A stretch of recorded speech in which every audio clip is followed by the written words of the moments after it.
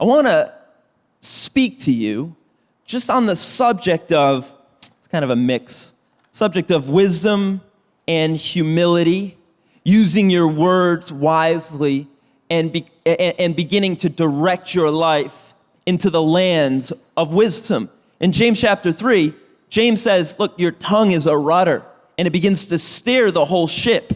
As you begin to speak, you begin to catch a certain wind with your words, and you begin to sail in a certain direction. And I pray we catch the winds of wisdom. We begin to sail into the seas of wisdom.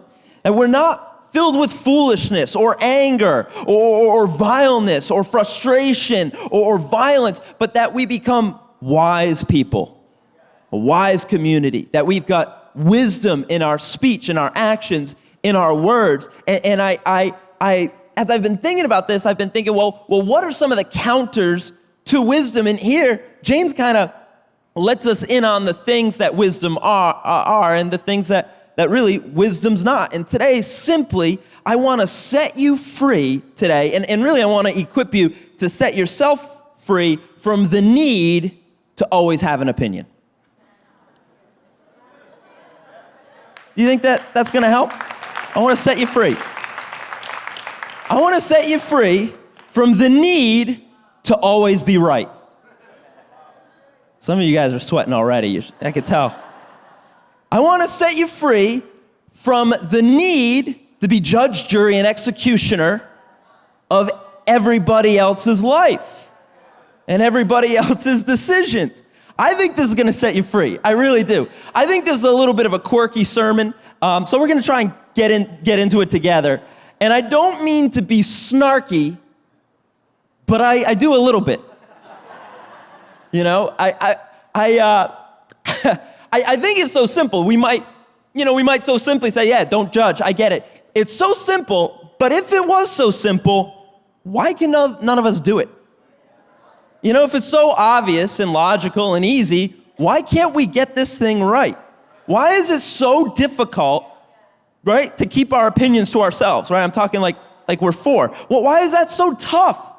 Why is it so easy to fall into the trap of constantly talking about everybody else and what they're doing, what they're not doing, and what they should be doing, right? And where do we come off with this high opinion of ourselves? Where are we getting this from? Because we know us.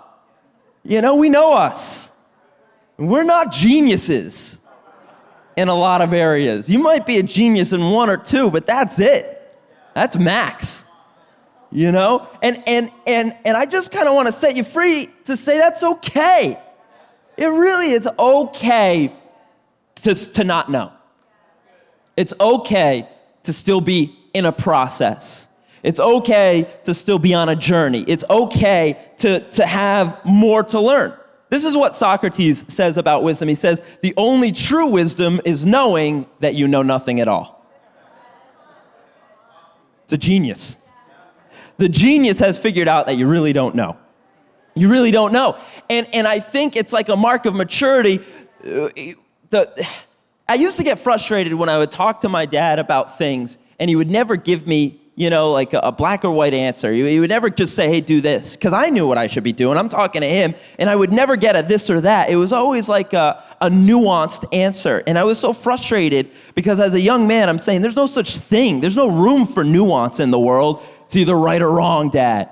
But as I'm getting older, I'm realizing that with age, at least in his case, has come maturity. Now, that's not true in every case, but in his case, has come maturity and wisdom that every situation is different, that people are different, that things don't always, they're not always as they initially appear. And wise people will not always stake out a hard opinion on every subject. But wise people leave room for more information, for things to change, for you to change your mind, you know? And James, I think he's a good pastor, and he's giving us some really good wisdom here, and he begins to break down what wisdom is, and I think it's necessary right now because our time right now, it's like we have a culture that causes constant comparison and commentary. Say that 5 times fast. Culture that causes constant comparison and commentary. A culture that is set up for constant information to be put out and to be received. And I think we're all on overload. Can I speak for us? I think we're on overload. I think we've got so much data. Dare I say, we might have too much data on everyone's lives. We know what they eat, we know what they think, we know what time they went to bed, we know what time they got up, we know what videos they're viewing, we know what they like, we know what they don't like, we know what their opinion is that they thought of for 4 seconds and they put out there totally without any wisdom. And now here we are, charging into the fray with our political opinions. I just think that we might be talking too much. Can I say that? We might be talking too much.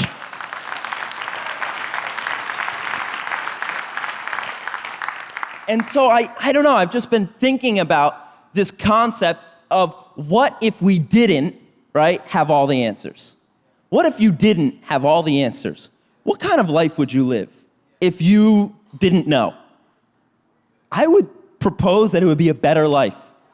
Like if you accepted your limitations, the limitation of your knowledge and your mind and the information that you have, if you accepted your limitation, I think it would set you free a lot. Like what if you didn't have all the answers, and what if you didn't have to have all the answers? I think there might be a freedom that comes in not knowing. I really do. I think there might be a freedom that comes in not knowing. I think that is where you begin to activate adventure, curiosity. Can you imagine if we all knew everything about everything and everyone 100% simultaneously? What purpose would there be for life? How boring would those conversations be? You wouldn't want to see a movie, you already know all about that movie.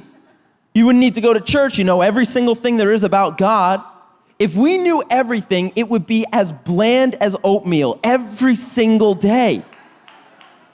The beauty is in not knowing, discovering. Do you know what Israel means? It means wrestling with God. And I wonder if that's what God wants out of even relationship with him. He's saying, come wrestle with me. Think about this subject. This one's gonna bother you. Work on it, pray about it, think about it. You need to wrestle with God, and you know you can never win, but you wrestle all the same, because that's relationship. And in the end of the wrestling match, when he could never pin God, God touches Jacob's socket, and he walks with a limp all the rest of the days, because here's why: you can never wrestle with God and walk away unchanged.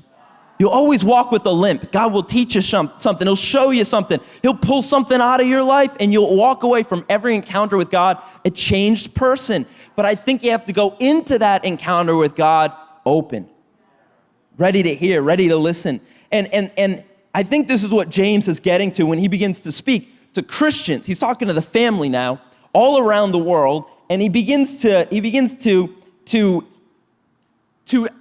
identify some of the things he sees going wrong. He says, listen, you guys are filled with pride.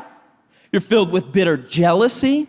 You're filled with all different vile things. He says this right in the previous verses in chapter 4. He says you've got bitter jealousy and selfish ambition.